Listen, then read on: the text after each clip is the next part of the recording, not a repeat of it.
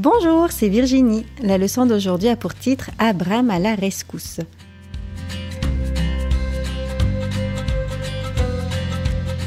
Le verset à mémoriser se trouve dans Galates 5, verset 13. « Par amour, soyez serviteurs les uns des autres ».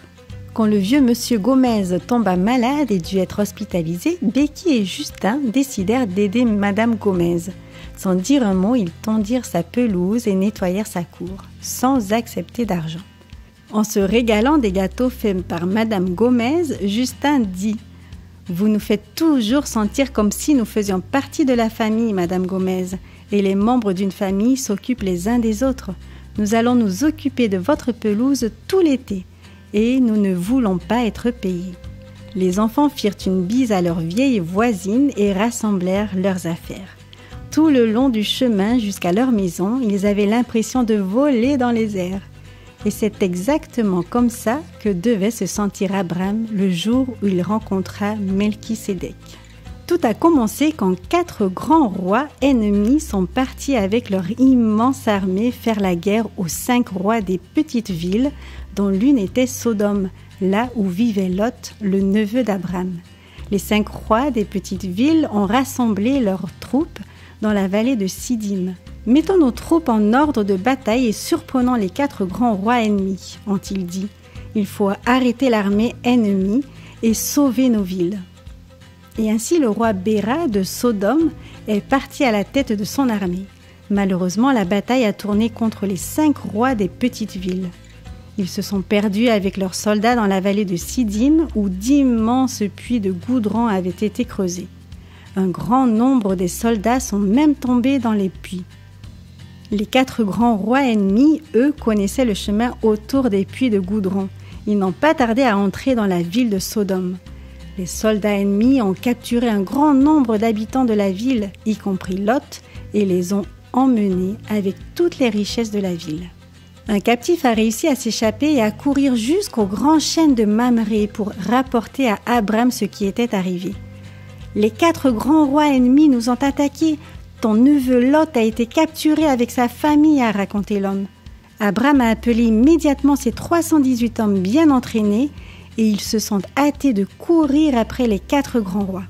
Abraham et ses hommes voulaient à tout prix sauver Lot aussitôt que possible. Imaginez Abraham avec sa petite armée, poursuivant 4 grands rois ennemis et leurs milliers de soldats entraînés.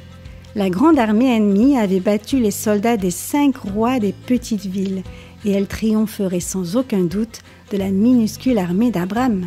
Mais Abraham avait Dieu de son côté. Sans aucun doute, Abraham a demandé l'aide de Dieu tout au long du parcours jusqu'à Dan, dans le nord du pays, où il a rattrapé l'armée des 4 grands rois ennemis. Durant la nuit, Abraham et ses hommes ont lancé une attaque surprise. Les 4 grands rois ennemis, pensant qu'ils étaient entourés par une immense armée, se sont enfuis sans regarder en arrière. Ils ont laissé sur place les captifs, tous les biens qu'ils avaient volés à Sodome et même leurs propres affaires. Dans leur panique, les soldats ont couru vers le nord jusqu'au-delà de Damas, à Shoba. Lot et les autres captifs de Sodome ont été libérés et tous se sont mis à rassembler le butin abandonné par les 4 grands rois ennemis vaincus. Sans plus tarder, ils ont repris la route de Sodome en traversant de nouveau la vallée de Siddim. Combien ils étaient assoiffés et affamés, et combien Abraham était heureux. Dieu l'avait utilisé pour sauver Lot et toutes les familles de Sodome.